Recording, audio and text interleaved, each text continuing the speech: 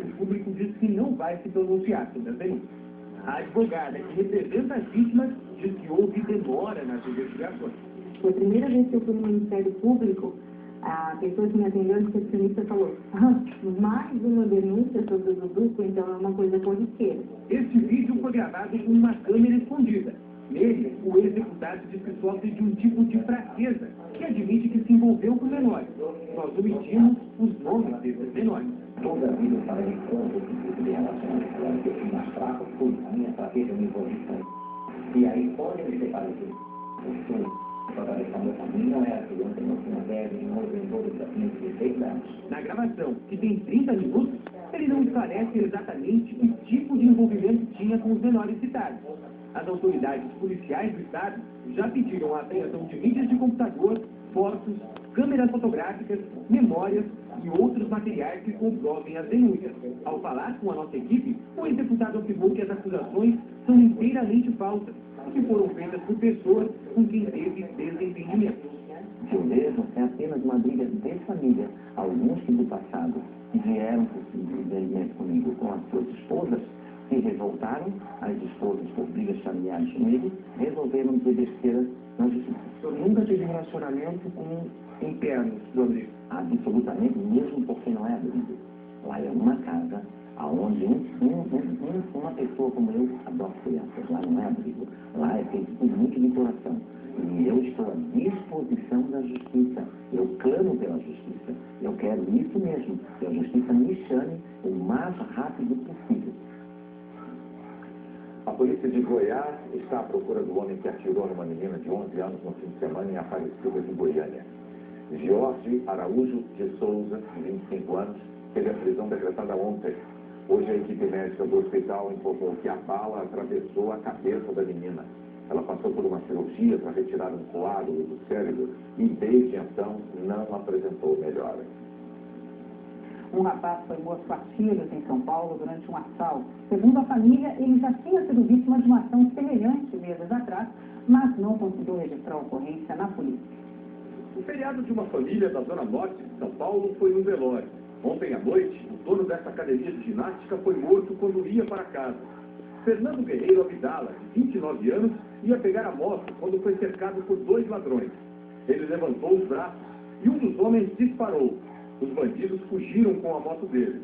Fernando Abdala morreu no hospital. Mais um drama para os pais. O irmão dele foi assassinado 6 anos atrás. Ele estava construindo prédio próprio, tinha contrato lá, estava construindo, esse desgraçado, e acabou o sonho dele. Na porta da academia, a mulher de Fernando disse que o marido já havia sofrido outra tentativa de assalto no mesmo bairro e que tentou denunciar o caso às autoridades, mas não conseguiu. Chegou na delegacia, o delegado perguntou para ele: eles te bateram? Falou: não. Levaram alguma coisa? Não. Então, não teve delito. Então, pode ir embora que não vou fazer BO, não aconteceu nada. As autoridades dizem que as informações prestadas pelas vítimas sobre como e onde os bandidos estão agindo ajudam a planejar ações contra a violência. Hoje à tarde, a Secretaria da Segurança Pública de São Paulo informou em nota que a polícia tem a obrigação de registrar crime ou tentativa. Se isso não acontecer, as vítimas devem procurar o chefe da delegacia ou a corregedoria da Polícia Civil. Depois de expulso do Paraguai, um jovem brasileiro foi transferido hoje de Ponta Porã, perto da fronteira, para uma delegacia em Campo Grande, Mato Grosso do Sul. Em 2008, Jonathan Celestrino foi apreendido depois de assassinar 3 pessoas. Há 1 ano, a justiça determinou que ele ficasse internado numa instituição psiquiátrica, porque era considerado extremamente perigoso. O problema, como nós mostramos ontem aqui no Jornal Nacional, é que não há hospital de custódia no Estado. E Jonathan também não pode ir para um presídio, porque era menor de idade na época dos assassinatos. A Justiça do Rio de Janeiro concedeu habeas corpus ao ex-líder comunitário da favela da Rocinha, William de Oliveira, e a Alexandre Leopoldino, que foi vice-presidente da Associação de Moradores da Comunidade. Eles foram condenados por associação para o tráfico. E Alexandre deixaram a penitenciária hoje de manhã, depois de 1 ano e 4 meses na cadeia. Agora disponível para provar Alexandre Leopoldino, o então vice-presidente da Associação dos Moradores da Favela. Para os policiais, era o pagamento pela compra deste fuzil. Só que no fim do ano passado, o depoimento de uma testemunha provocou uma reviravolta no caso. Flávio Henrique Moreira apontou que foi obrigado por traficantes a editar as imagens e que a arma já pertencia ao traficante Ney. Depois disso, o Ministério Público decidiu retirar a denúncia de venda de arma contra o William e o ex-vice-presidente da Associação de Moradores por falta de provas. Mas por terem recebido dinheiro do traficante, os dois foram condenados a menos de uma semana pelo crime de associação para o tráfico, com pena de 4 anos em regime semiaberto. Agora, com o habeas corpus concedido pela Justiça, o William da Rocinha e Alexandre Leopoldino ganharam o direito de recorrer dessa sentença em liberdade. Nós vamos discutir os fundamentos da sentença em segunda instância agora. O 1º de maio teve protestos em vários países da Europa. Em Lisboa, todas as centrais sindicais se uniram. Os trabalhadores dizem que a política de austeridade para equilibrar as contas, com cortes de salários, benefícios e aumento de impostos, só piora a situação. Em muitos países da Europa, como aqui em Portugal, o 1º de maio não foi só um dia de comemorações, mas também de protestos contra o desemprego. Segundo os últimos levantamentos sociais divulgados nesta semana, pela primeira vez o número de desempregados na zona do euro passou de 19 milhões. Isso dá quase 2 vezes, por exemplo, a população de Portugal. E não há nenhuma perspectiva de mudanças a curto prazo. Entre os países da região, Portugal continua com o 3º pior resultado, atrás apenas da Espanha e Grécia. A maioria das passeatas foi pacífica, mas na Turquia, a polícia impediu que os manifestantes chegassem à praça central de Istambul e houve confronto. Em Santiago do Chile, a manifestação pacífica por melhores aposentadorias terminou em violência, depois que um grupo de jovens mascarados atacou lojas nos arredores do Palácio Presidencial. Houve confronto com a polícia. No México e na Colômbia, as manifestações também terminaram em violência. Em Bangladesh, milhares de pessoas pediram melhorias nas condições de trabalho. A manifestação em Dhaka também exigiu justiça para as 411 vítimas do prédio que desabou na semana passada. Dezenas estão desaparecidas. No Vaticano, o Papa Francisco também condenou o que chamou de trabalho escravo em Bangladesh. Ele afirmou que não pagar um salário justo por causa do lucro é contra as leis de Deus. Oposição e governistas na Venezuela tomaram as ruas de várias cidades neste feriado. Em Caracas, os dois grupos fizeram manifestações pacíficas em regiões opostas. A oposição denunciou um golpe de Estado virtual no país. Ontem à noite, grupos rivais trocaram socos durante uma sessão da Assembleia Nacional. Os opositores afirmam que foram agredidos e impedidos de discursar por não reconhecerem a vitória de Nicolás Maduro nas eleições presidenciais. Já os chavistas acusam os rivais pela violência. Aqui no Brasil, centrais sindicais promoveram shows em São Paulo para comemorar o Dia do Trabalhador. 1.100.000 pessoas foram à festa na zona norte da capital paulista, segundo a Força Sindical. A comemoração teve música e sorteio de 19 carros. Em outro evento, organizado pela CUT, a apresentação de artistas levou 120.000 pessoas para o Vale do Anhangabaú. A seguir, cientistas identificam a região do cérebro que regula a velocidade do envelhecimento. Um avião cai e explode no Afeganistão.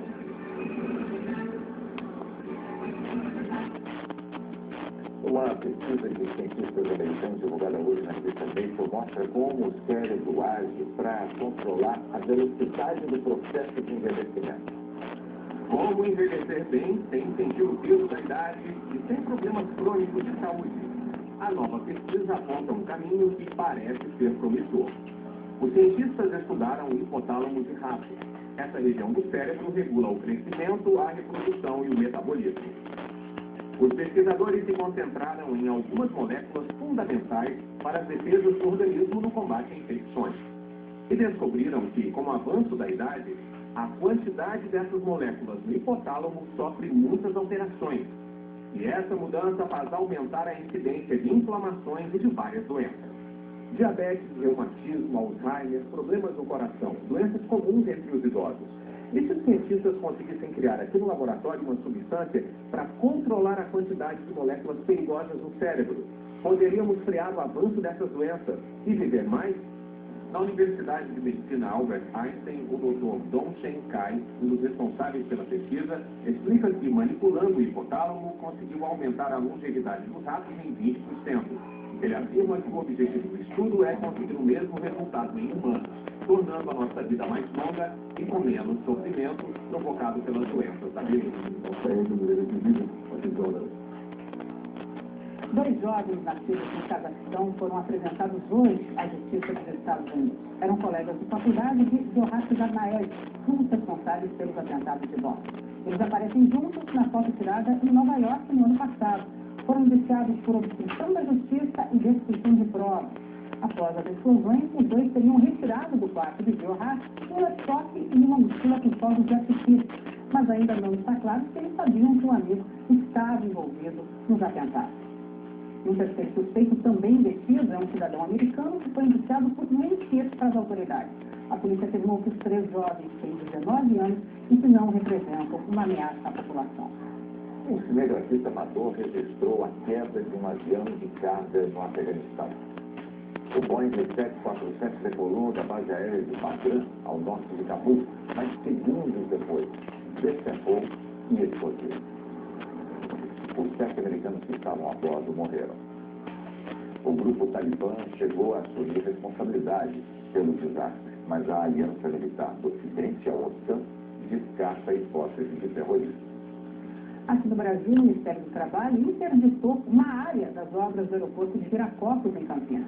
Ontem à noite, uma laje desabou e 14 operários se feriram ao cair de uma altura de 10 metros. Em março, um trabalhador morreu soterrado e o Ministério Público já havia aberto um inquérito. Agora, os procuradores querem saber se a concessionária responsável foi negligente. O consórcio construtor Viracopos declarou que prestou atendimento imediato aos operários e que as causas do acidente serão investigadas. O tempo quase não muda nessa quinta-feira. Na maior parte do Brasil vai fazer sol. Ele aparece desde cedo entre Santa Catarina, sul do Acre, Goiás e Espírito Santo. E também no Rio Grande do Norte e na Paraíba. Volta a se ver forte entre o Amazonas e o Maranhão. Do leste da Bahia a Pernambuco, a previsão é de chuva rápida. E tem alerta de temporais nas cidades gaúchas que ficam na fronteira com o Uruguai. São Paulo amanhece com 15 graus e a Manaus com 25. À tarde faz calor na maior parte do país. Máxima de 30 graus no Rio, 31 em Porto Alegre e 33 em Campo Grande e em Teresina. A seguir o futebol. O Bayern volta a golear o Barcelona e vai enfrentar o Borussia.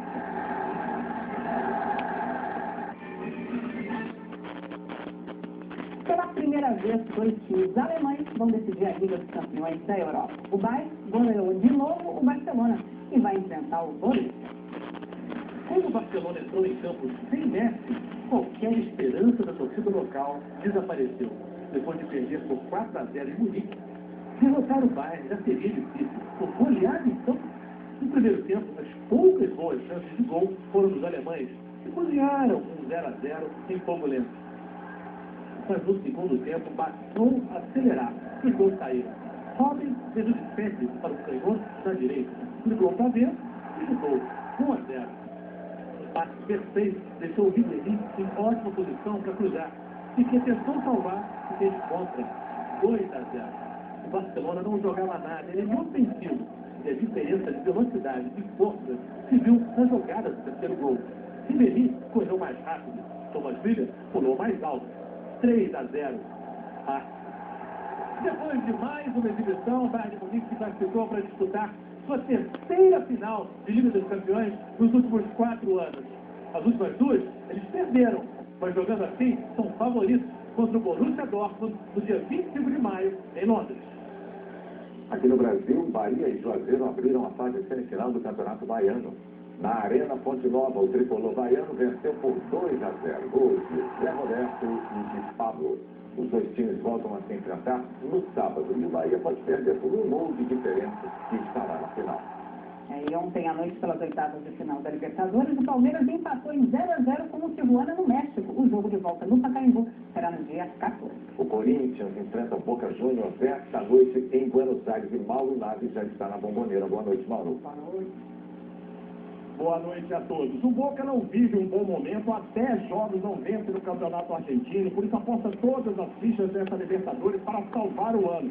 Mas continua com receio, com a tradição de quem já ganhou a competição 6 vezes. Além disso, vai jogar em casa, na famosa La Bombonera, onde o torcedor fica muito próximo ao campo e com isso pressionando e cantando, pressionando o adversário e cantando o tempo todo. O Corinthians já chegou ao estádio e, ao contrário do ano passado, tem agora um time ainda mais qualificado, com jogadores como Paulo Guerreiro e Alexandre Pato, que hoje começa na reserva. Mas mantém, como no ano passado, a melhor defesa da competição até aqui. Além da Libertadores, a Globo mostra nesta quarta-feira a Copa do Brasil. O futebol na Globo começa logo depois da novela Salve Jorge. Bonner, Patrícia. Obrigada, Mauro. Daqui a pouco, a força do campo. Uma feira de equipamentos para o agronegócio. Solis Aragão, gol a bola do Maracanã. DDD Copa União Flamengo. O premiado filme sobre o título do Mengão, os consagrados craques e os jogos que marcaram a história do futebol brasileiro. As emoções, os lances mais bonitos, todos os gols e entrevistas com os grandes ídolos do clube mais querido do Brasil. Eu, por um momento, quero papel procuro deixar essa marca satisfeita. DDD Copa União Flamengo. Uma das maiores feiras de tecnologia agrícola da América Latina está atraindo produtores rurais do Brasil todo para Ribeirão Preto, no interior de São Paulo. A feira vem num momento estratégico. A expectativa para a próxima safra é de 184 milhões de toneladas de grãos. Este ano, com a dificuldade de escoamento nos portos, os estandes que têm novidades em armazenagem recebem mais visitantes. O maior kit que nós estamos lançando hoje vai chegar a 30 mil toneladas. É muito grão. Também tem um silo bolsa. De material plástico, pode armazenar grãos no campo mesmo e custa apenas 20% do preço de um convencional. A gente pode armazenar uma média de 200 toneladas de grão. 790 expositores trazem as novidades em tecnologia agrícola. Este aplicativo para celular e tablet permite que o produtor monitore o trabalho das máquinas no campo de qualquer lugar do planeta. Esta é a maior colheitadeira do mundo. Pesa 19 toneladas e com uma plataforma de 13 metros de largura faz o trabalho de pelo menos 2 máquinas de grande porte. Sua cabine tem 6 metros quadrados, é toda informatizada, tem sistema de som, ar-condicionado e até um frigobar. Luxo que impressionou o Rodrigo. Ela vai começar a você vai fazer. Vou guiar ela no clube. Tem opções também para o pequeno produtor. Este equipamento criado pela Embrapa pode ser acoplado na motocicleta. Ele espalha qualquer tipo de semente no campo e garante mais agilidade no plantio. Vai ser um auxílio muito grande para aquela agricultura familiar, aquela que mais precisa hoje de tecnologia no campo. O Jornal Nacional está terminando aqui. Depois do futebol tem o Jornal da Globo. Boa noite. Uma boa noite para você e até amanhã.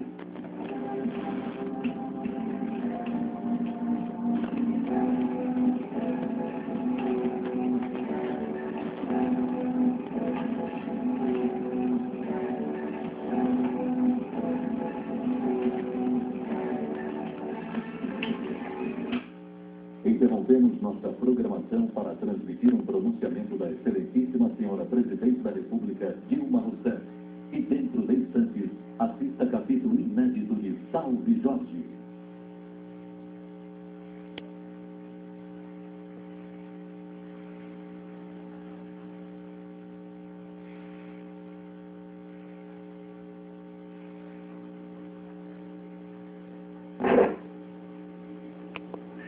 Dilma Rousseff. Queridas trabalhadoras e queridos trabalhadores, o Brasil passou a ser mais Brasil quando o brado por mais emprego, mais salário e mais comida deixou de ser um grito solitário dos trabalhadores para ser a voz e o compromisso de toda uma nação. É por isso que nós, brasileiras e brasileiros, estamos tendo nos últimos anos a alegria de comemorar no 1º de maio com recordes sucessivos no emprego, na valorização do salário e nas conquistas sociais dos trabalhadores. Neste 1º de maio, o Brasil pode garantir outra vez a vocês que nada ameaça essas conquistas. Ao contrário, elas vão se ampliar ainda mais, beneficiando a todos vocês, sem exceção. O Brasil vai continuar usando instrumentos eficazes para ampliar o emprego, o salário e o poder de compra do trabalhador. Mas, a partir de agora, vai privilegiar como nunca um instrumento que mais amplia o emprego e o salário, a educação.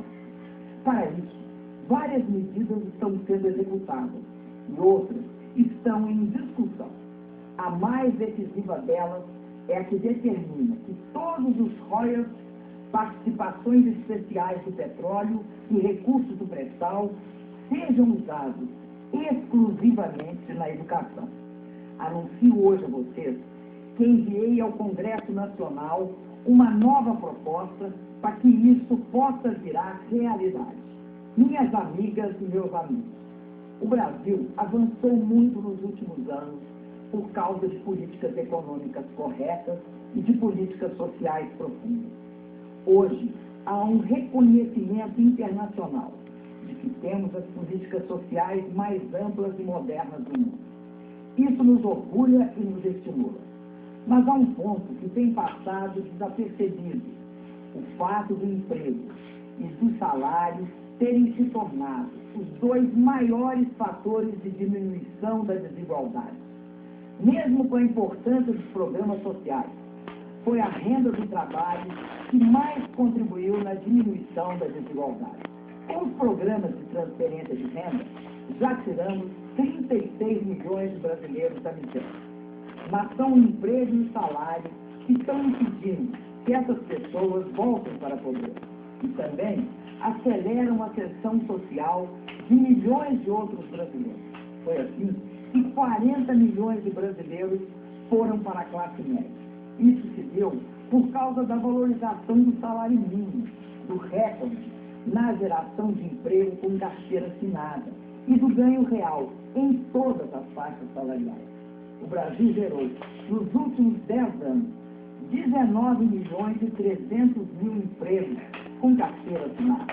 E o salário mínimo cresceu mais de 70% em termos reais.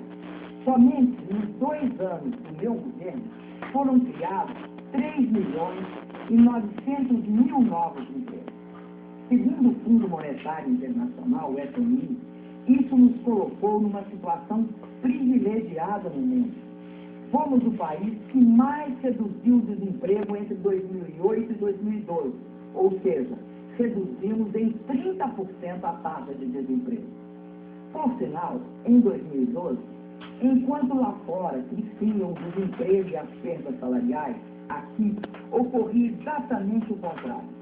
Tivemos o menor índice de desemprego da história e, segundo o Diese, o melhor ano de reajustes, com 95% das categorias conquistando aumento real de salário. Não houve apenas aumento, mas também melhoria na qualidade do emprego.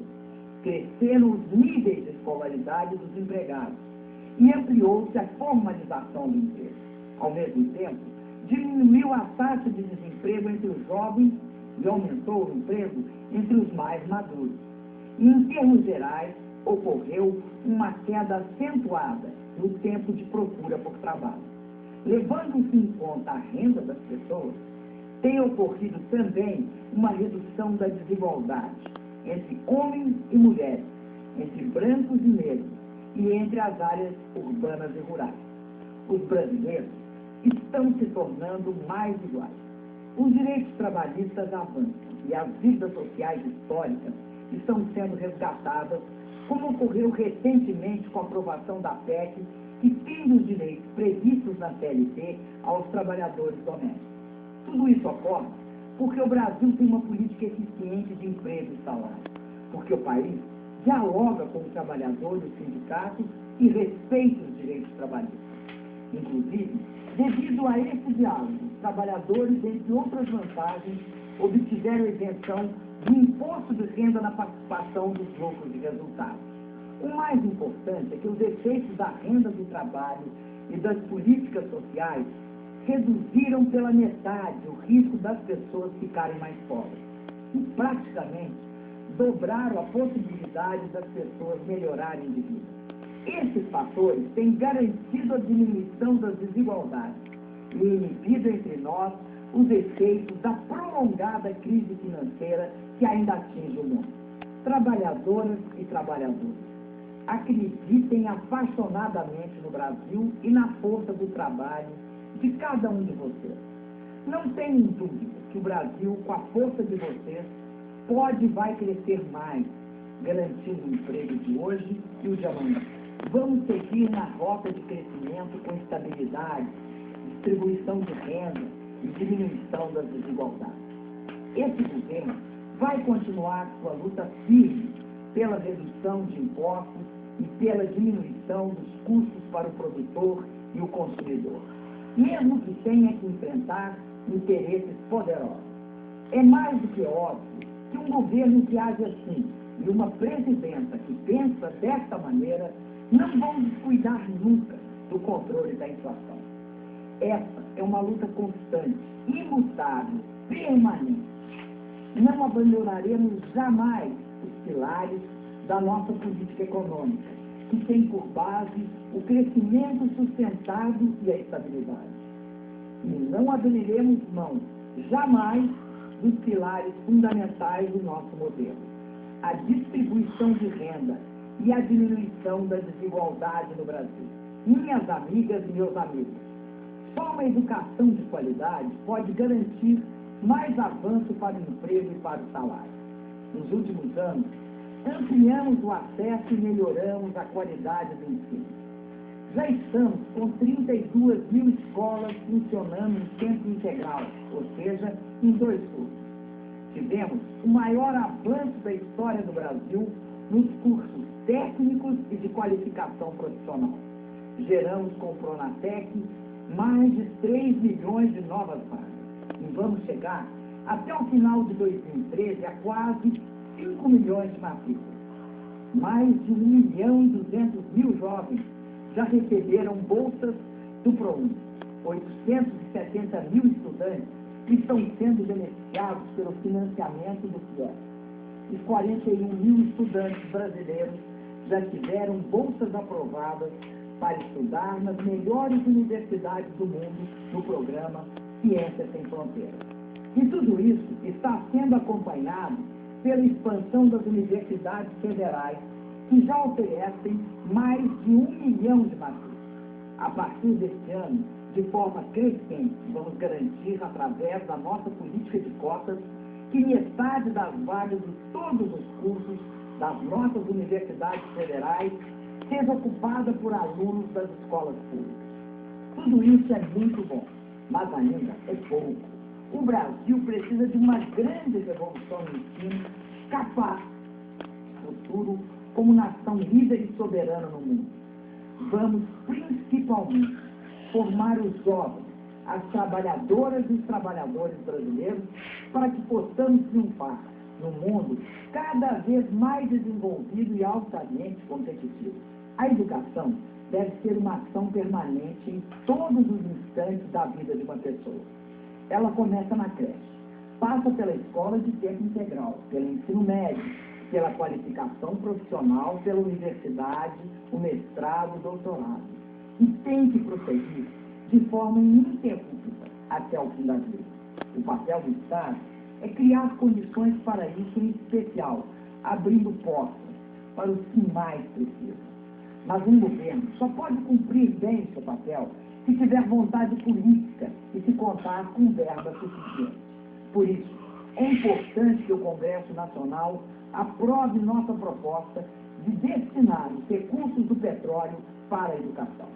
Peço a vocês que incentivem o seu deputado e o seu senador para que eles apoiem essa iniciativa. Para encerrar, faço um chamamento decisivo a você, trabalhador, e a você, trabalhadora. A educação não é apenas um dever do Estado e um direito do cidadão. É também tarefa da família. e responsabilidade de todos, sem exceção. A educação começa com você. Todos têm que procurar educação por seu próprio desejo e lutar pela educação com sua própria força. Somente sua força de vontade vai fazer você descobrir tempo e meios para educar. Somente sua atenção como pai, como mãe, vai estimular seu filho na escola. Somente sua dedicação de mestre fará você, professor, superar as dificuldades que enfrenta. Somente a pressão de todos vai fazer os governos, as empresas, as igrejas, os sindicatos, em suma, toda a sociedade, trabalharem ainda mais pela educação. Somente assim poderemos gritar, em uma só voz, uma nova marca de fé e amor para o nosso país. Poderemos gritar do fundo do nosso coração: Brasil, pátria educadora. Viva o Brasil! Viva a trabalhadora! Viva o trabalhador brasileiro! Obrigada e boa noite. Brasil, país rico,